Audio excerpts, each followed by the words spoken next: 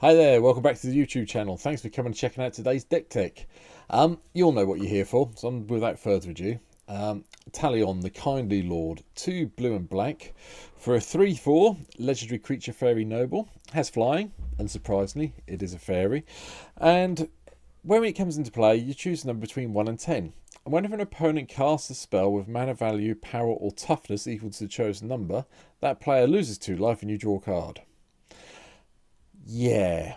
Oh, by the way, if you haven't subscribed, please subscribe. It should have popped up now in the corner, hopefully. Thank you. Now, I like Talion. I really do. I think there is some interesting things you can do with this. I would preferred it, and I'll be honest, if we had Esper colours in here, so we had the ability to blink Talion a lot. Because at certain points in the game, from my point of view, you need to choose different numbers. So early in the game, you're probably going to be doing 1, 2, 3. Because that will hit most of the artifact ramp, the signets, the elves, so on and so forth, that your opponents are likely to play against you. Sol Ring springs to mind. Later in the game, you want to be picking sort of like a 4, 5 or 6 number. They tend to be where most of the creatures come into play. Now, because this is not an Esper deck, I have gone a slightly different way with it. Yes, we have ways of making multiple Talions in the deck, which I'll get into, but we're kind of fairy tribal with this deck today. So, this is what the deck looks like. As usual, for one of my decks, we start with the ramp and the mana base. So mana base, blue-black lands all the way through. I'm including Field of the Dead because having some zombies as blockers that you don't mind getting killed off is not the worst plan in the world. But we have literally all the blue-black lands you can think of, including the Thriving Isle and the Thriving Moor. Terramorphic expanses here just to make sure we can get some of these out. Temple of the False God because at the end of the day, Talion is 4 to cast in the first place, then it goes to 6, then it goes to 8. So a little bit, you need some ways of getting it back. We've got a few lands that go and search the colours we need, like the Maestro Theatres here, so we can get an island or swamp. And then we've got ways of drawing cards. So Miyoko, Centre of the Sea.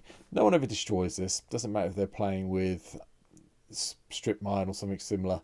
Everyone likes having cards, and let everyone draw a card occasionally. Things will be good. Artifact-wise, Tantalite, Talisman for the spend slots, Sol Rings here, Arcane Signets here, Charcoal and Sapphire Medallions are also here, along with Demir Signet, and then Jet Medallion and Sapphire Medallion to cut the cost of everything down, and the final one, Thran Dynamo. I played the Dynamo, so I was trying to keep the cost of the deck down. If you've got Mana Crypt, Mana Vault, obviously they come in over here in the 1 slots, but I decided to go with Dynamo for this one. So, what this deck is from my point of view is a bit of a mismatch between a fairy tribal and a copy Talion, make lots of Talions so numbers become really awkward for our opponents. You can go both ways. You can go purely down the fairy route, or you can purely go down the shapeshifter copy route if you want to. Like I say, I'll split mine up because I prefer having 2 ways of winning a game instead of just eggs in all in one basket, especially in blue-black. So, here we go. I went with Serum Visions. You can go with whatever you want. Brainstorm, Ponder, etc. Curse Fairy is the first of our fairies that comes in. Now, hopefully, you'll get this down early because having the 3 stun counters does make it a little bit hard. However, even in the late game in Commander, you can get somewhere to sink your mana into. And if that takes all those lovely stun counters off, so much the better. With 3/3 for a little bit of mana.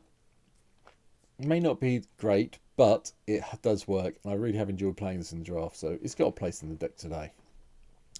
Elixir of Immortality is here, just so we can shuffle everything back in once it all dies. Next fairy is Cloud of Fairies, so we can either cycle to draw a card or untap a couple of lands if we need to.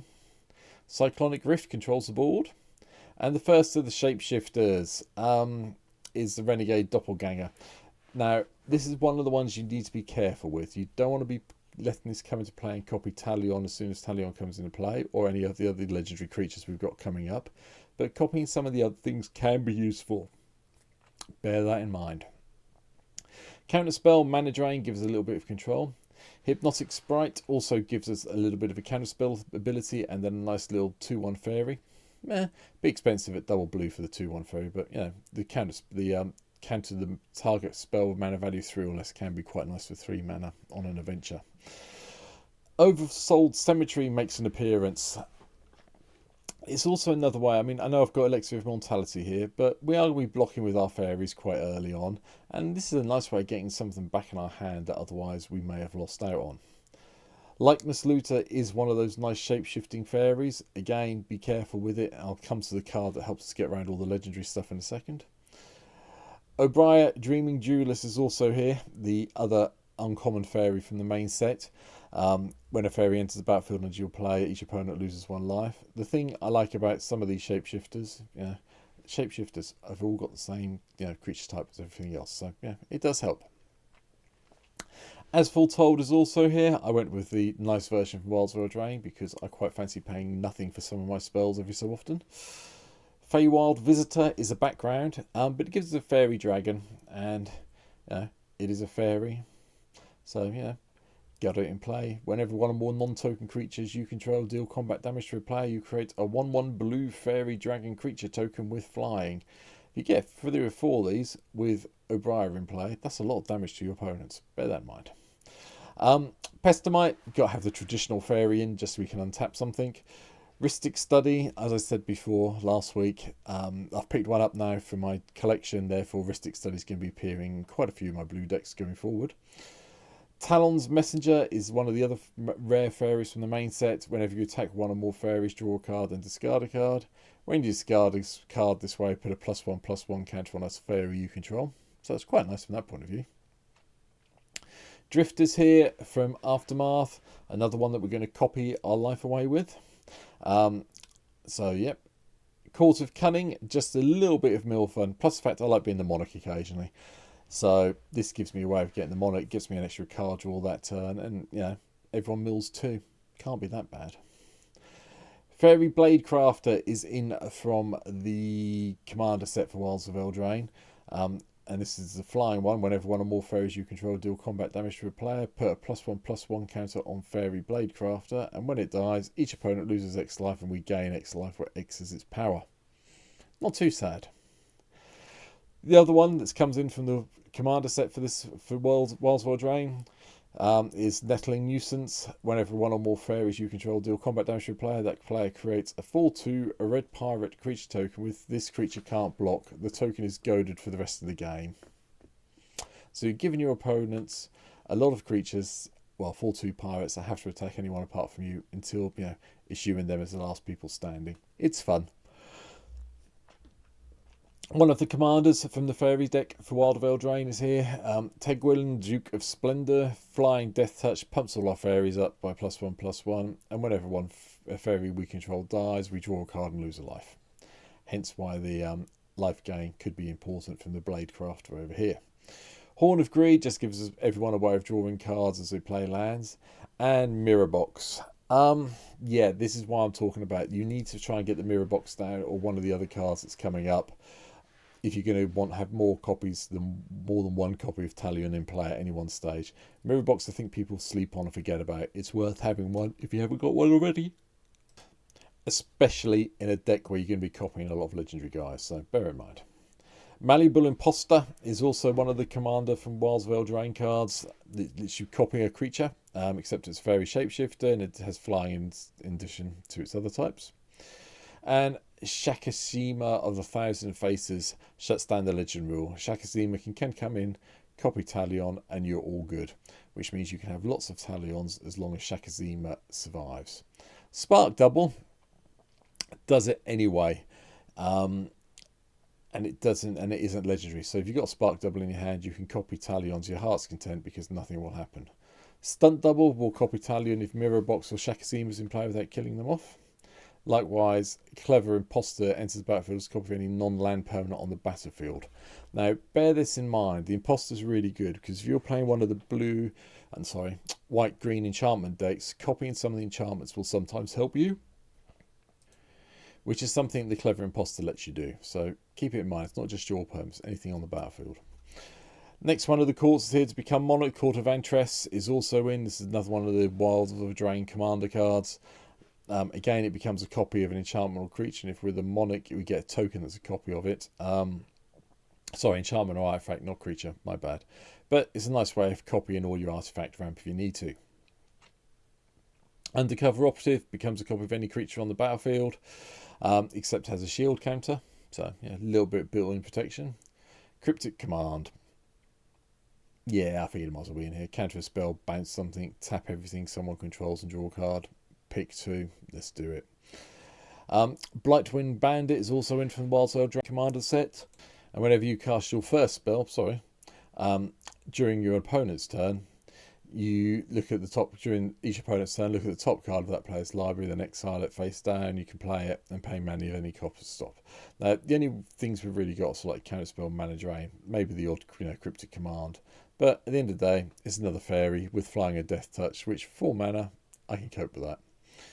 Black Court is here, the Black Court of Ambition. Each opponent discards a card in their upkeep, or loses 3 life, or if we're the Monarch, still lose 6 life and discard 2. Damnation to control the board. Gonti is one of the few non-fairy creatures in the whole deck, I will be honest, but Gonti's just too good.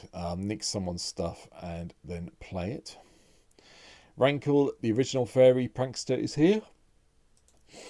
And it sits there, and each player discards a card, each player loses a life and draws a card, each player sacrifices a creature. Yeah, okay, then we'll go with that.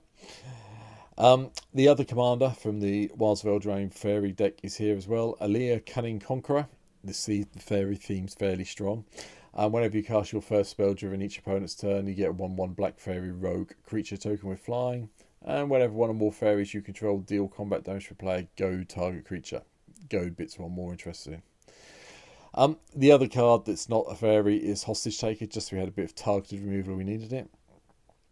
Gleneldra Liege is a fairy knight that pumps all our blue and black creatures by +1/+1.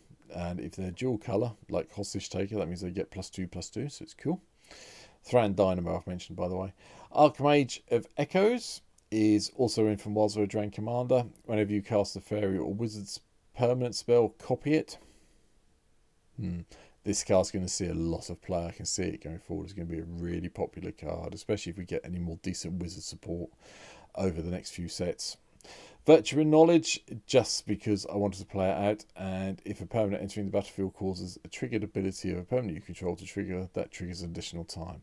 Now, this could be a mistake. I'm going to be honest about it. I'm not sure it belongs in this deck. So this may be one of the cards that I cut out, and if you've got any ideas what it should be replaced with, please let me know down below. Crux of Fate, a little bit more board control.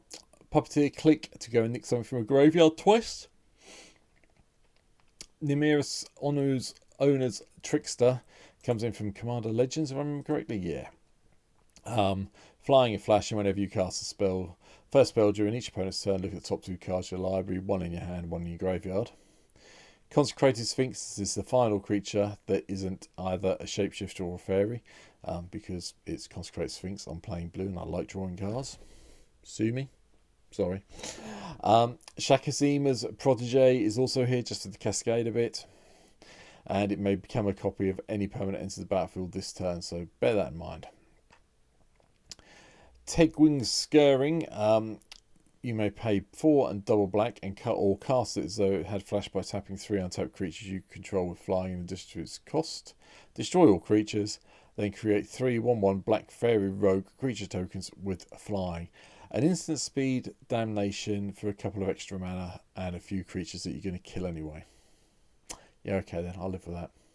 And Una, Queen of the Fae, the original fairy commander, is here. Choose a colour, exile their library, and then get a whole load of 1/1 rogue fairy creature tokens. Just bear in mind that these are blue-black 1/1s, so with Glenandra in play they become 3/3s. They're pretty good. Shadow Puppets is also here. Enters the battlefield, create 2 1/1 Black Fairy Rogue creature tokens with flying. Whenever a creature you control with flying attacks, you may have it become a red dragon with base power and toughness 4/4 in addition to other colours and types until the end of turn. Makes all your creatures very big, very scary, very quickly. Virtue of Persistence gives a bit of target removal, a little bit of life gain, but the main part is bring a creature card back from the battlefield to the battlefield under our control each turn. X Portrait is also here for extra turns, or we gain control of permanents. And finally, the last one, the next spell we had at the end, Fairy Fencing, black and X. Target creature gets -X until the end of turn. That creature gets an additional -3 until the end of turn. If you control the fairies, you cast this spell. One black mana to give something -3/-3. Yeah, okay, then I can cope with that. Because 9 times out of 10, we will have a fairy in play. And that's it. That's my take on Talion to kick this week off with. I hope you like the little button to my right. I think it should be there. Hopefully you've hit the subscribe button and you're going to come back and watch some more of my videos. But I like Talion. I just like to say I wish it was Esper. I'd be a lot happier if this was Esper. But hey, thanks for watching. Any comments, let me know down below in the comments. I really appreciate it. There's a copy of the deck list down there as well over on MTG Goldfish. You can follow the link in the description below. And let me know what you think, if you think there's something I've missed out on.